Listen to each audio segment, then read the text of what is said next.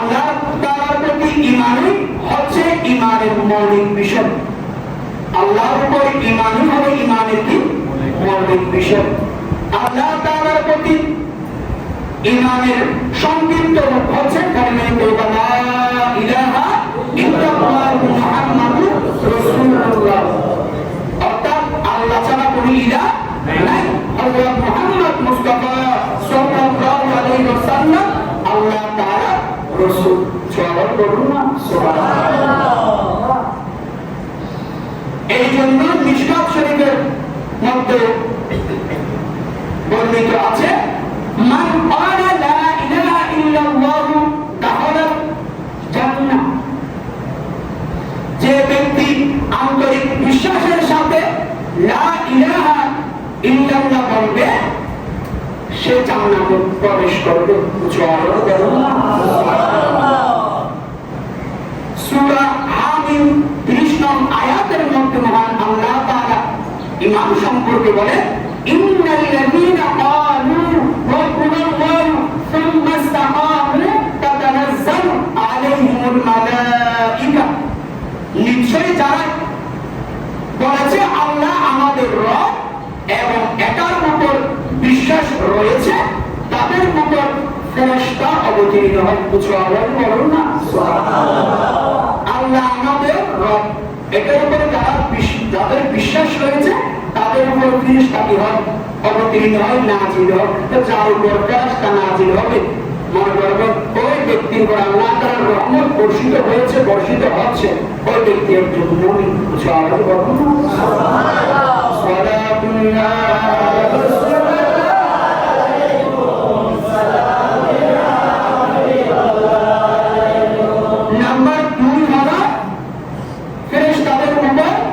ঈমান। ফেরেশতারা হলো নূরের তৈরি। ফেরেশতারা কিসের তৈরি? নূরের তৈরি। তাদের নিজেদের আকৃতি আছে, তবে বিভিন্ন সময় তারা বিভিন্ন আকৃতি ধারণ করার ক্ষমতা মহান আল্লাহ তাআলা তাদেরকে দিয়েছেন। আবার বলুন না সুবহানাল্লাহ। তারা পুরুষও নন, তারা নারীও নন, তাদের কোনো সন্তান সন্ততি নাই, তারা অদৃশ্য পাহাড় ও নিদ্রামুক্ত। বলুন না এই ফেরেশতাদের মধ্যে মহান আল্লাহ তাআলা চারজনকে প্রধান বানিয়েছেন। কয়জনকে? চারজনকে প্রধান বানিয়েছেন। তাদের মধ্যে নাম্বার 1 হলো হযরত জিবরাইল আলাইহিস সালাতু ওয়াস সালাম। বলুন না সুবহানাল্লাহ। হযরত জিবরাইল আলাইহিস সালাতু ওয়াস সালামের প্রধান কাজ হলো মহান আল্লাহ তাআলার বাণী বা কথা নবী ও রাসূলগণের কাছে পৌঁছে দেওয়া। বলুন না সুবহানাল্লাহ। নাম্বার 2 হলো হযরত ইসরাফিল আলাইহিস সালাতু ওয়াস সালাম। তার কাজ হলো কিয়ামতের আগে মহান আল্লাহ তাআলার নির্দেশে দুইবার সিংহের ফুৎকার দেওয়া, আর তখনই কিয়ামত সংঘটিত হবে। বলুন না সুবহানাল্লাহ। নাম্বার 3 হলো মিকাইল আলাইহিস সালাতু ওয়াস সালাম। তার কাজ হলো পৃথিবীর জমিনের মধ্যে বৃষ্টি বর্ষণ করা এবং সকল জীবের খাদ্য ব্যবস্থা পরিচালনা করা। বলুন না সুবহানাল্লাহ। নাম্বার 4 হলো আজরাইল আলাইহিস সালাতু ওয়াস সালাম। খুবই ভয়ানক একজন ফেরেশতা, ওনাকে আমরা সবাই চিনি আর কি। এটা যেদিন আমরা ওই দিন ওনাকে দেখবো আর কি। ওনার কাজ হলো সকল জীবের জান কবজ করা, অর্থাৎ সকল মানুষ পশু পাখির জান কি করা কবজ করা হযরত জিবরাইল আলাইহিস সালাতু ওয়াস সালামের কাজ। বলুন না সুবহানাল্লাহ। সালাতু ইয়া রাসূলুল্লাহ আলাইকুম সালাম ইয়া হাবিবাল্লাহ আলাইকুম। এবার হলো আসমানি কিতাব গুলোর উপর ঈমান আনা। 4টি বড় আর 100টি হলো ছোট, ওগুলো মুসলিম বলা হয়। আর ওই 4টি কিতাব বড় 4টি কিতাব এগুলো 4 জন নবীর উপর আল্লাহ তাআলা কি করেছেন নাযিল করেছেন। তার মধ্যে নাম্বার 1 হলো তাওরাত কিতাব।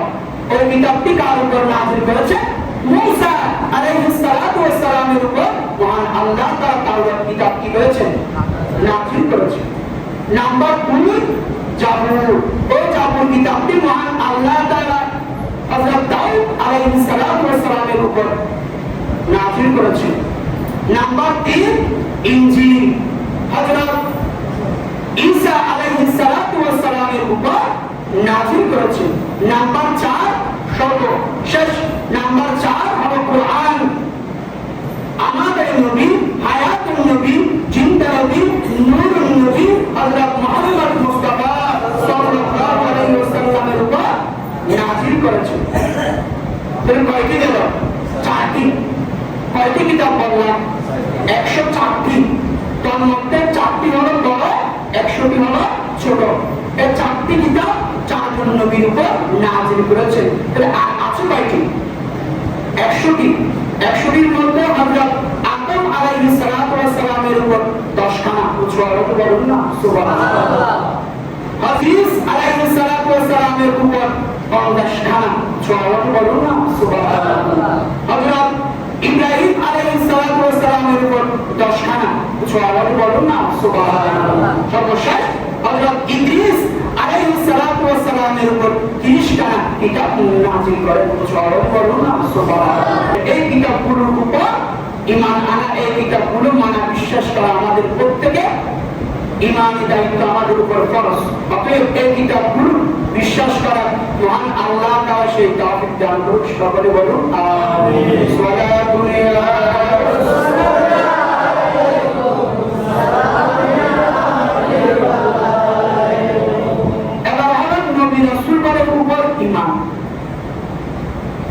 মহান আল্লাহ তাআলা হযরত আদম আলাইহিস সালাম থেকে শুরু করে আমাদের নবী হযরত মুহাম্মদ মুস্তাফা সাল্লাল্লাহু আলাইহি ওয়াসাল্লাম পর্যন্ত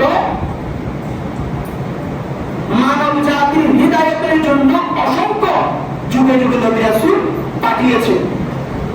এই নবীগণের উপর ঈমান আনা, তাদেরকে বিশ্বাস করা, তাদের কথা মানা আমাদের উপর ফরজ। অতএব তাদেরকে মানার সেই তৌফিক দান করুন। সকলে বলুন আমিন। সালাতু আলা রাসূলিল্লাহ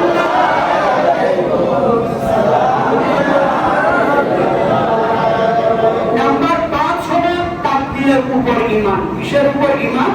তাকদীরের উপর ঈমান। এই তাকদীর সম্পর্কে মহান আল্লাহ তাআলা বলেন ওয়া খালাকা কুল্লা শাইইন ফাআদাহু তাকদীরা। তিনি প্রত্যেক বস্তু সৃষ্টি করে সঠিক পরিমাণে রেখেছেন।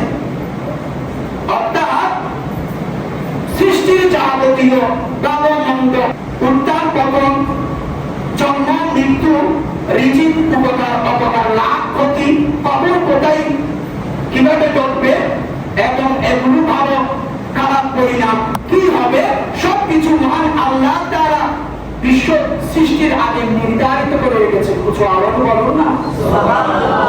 সুতরাং পৃথিবীর প্রতিটি কথা না, যা ঘটেছে, যা ঘটবে, যা বর্তমান, সব কিছু মহান আল্লাহ তাআলা আগেভাগে ঠিক করে রেখেছেন। আর এগুলোকে তাকদীর বলা হয়। কিছু আরো বলুন না সুবহানাল্লাহ। তাই তাকদীরের প্রতি বিশ্বাস করা প্রত্যেকের জন্য একান্ত অপরিহার্য। অতএব এই তাকদীরের উপর বিশ্বাস করা, ভাগ্যের উপর বিশ্বাস করা আমাদের উপর ফরজ। এই ভাগ্যের উপর বিশ্বাস করার জন্য মহান আল্লাহ তাআলা সেই তৌফিক দান করুন। সকলে বলুন আমিন। সালাতু আলা রাসূলিল্লাহ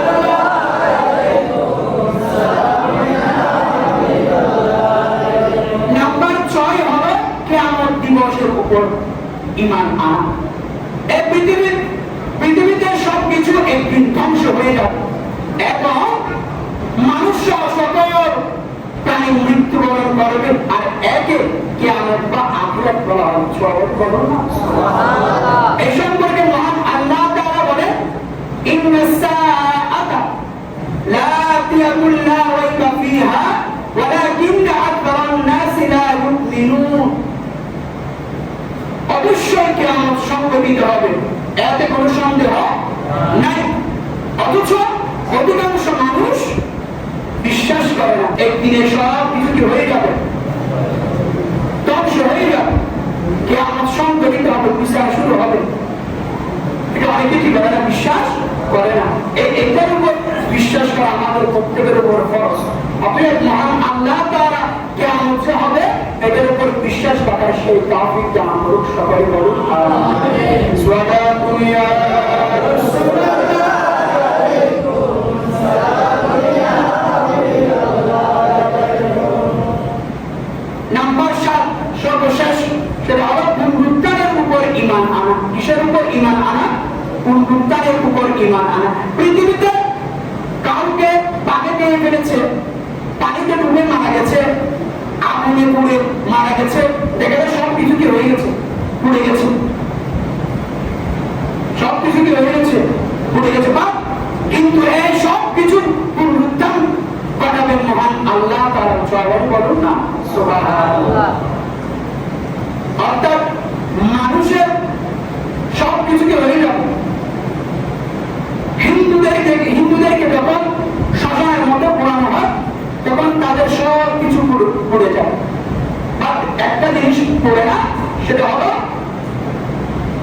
ডাক্তারের ভাষায় এটাকে বলা হয় স্পাইনাল কর্ড। আমাদেরকে যখন কবরের মধ্যে রাখা হয়, আমাদের পা হাত সব কিছু মাটি মুছে বলে মাটি কি করে দেবে, খেয়ে দেবে। কিন্তু একটা জিনিস কখনো মুছে না, ওটা থেকে যাবে। ওই মেরুদণ্ড নিচে ত্রিভুজ আকারে একটি হাড্ডি রয়েছে, ওই হাড্ডিকে বলা হয় কক্সিক্স। ওই হাড্ডিকে কি বলা হয়? কক্সিক্স। ওই মহান আল্লাহ তাআলা ওই কক্সিক্স থেকে মানুষকে আবার জীবিত করবেন, আবার জীবিত করে পুনরুত্থান করাবেন। কিছু আওয়াজ বলুন না সুবহানাল্লাহ। চিৎকার করে বলুন আল্লাহু আকবার। হিন্দুদেরকে যেমন পুড়ে সব কিছু পুড়ে চাকার করে গেলে সব কিছু পুড়ে যাবে, একটা জিনিস পড়ে না, তারা ওই জিনিসটা নিয়ে নদীর মধ্যে ফেলে দেবে। সে মানুষকে যখন কবরের মধ্যে রাখা হয়, আমাদেরকে যখন কবরে রাখা হয়, আমাদের সব কিছু মুছে পড়ে যায়, কিন্তু একটা জিনিস মুছে না। সেটা আমাদেরও আছে, পশু পাখিদেরও আছে। মেরুদণ্ডের নিচে ত্রিভুজ আকারে একটি হাড্ডি রয়েছে, যেটাকে কক্সিক্স বলা হয়। এই কক্সিক্সের মধ্যে আবার জান ফিরিয়ে দিবে। ওই জানের মাধ্যমে আল্লাহ তাআলা মানুষদেরকে আবার উত্তোলন করবেন, তখন আবার পুনরুত্থান ঘটাবেন। কিছু আবার করবো না সুবহানাল্লাহ। এটার উপর বিশ্বাস করা আমাদের প্রত্যেকের অপরিহার্য ফরজ। আমাদের যে 7টি বললাম, এই 7টি হলো ঈমানের মূল বিষয়। এই 7টির উপর ঈমান আনা আমাদের প্রত্যেকের উপর ফরজ। এখান থেকে একটাও বাদ যদি দেন, একটা যদি অস্বীকার করেন, কাফের হয়ে যাবে। সেজন্য এই 7টি বিষয়ের উপর অটল থেকে বিশ্বাস করে মহান আল্লাহ তাআলার ইবাদত করার সেই তৌফিক দান করুন। সকলে বলুন আমিন। ওয়া আখিরু দাওয়ানা আলহামদুলিল্লাহি রাব্বিল আলামিন। আসসালামু আলাইকুম ওয়া রাহমাতুল্লাহি তাআলা।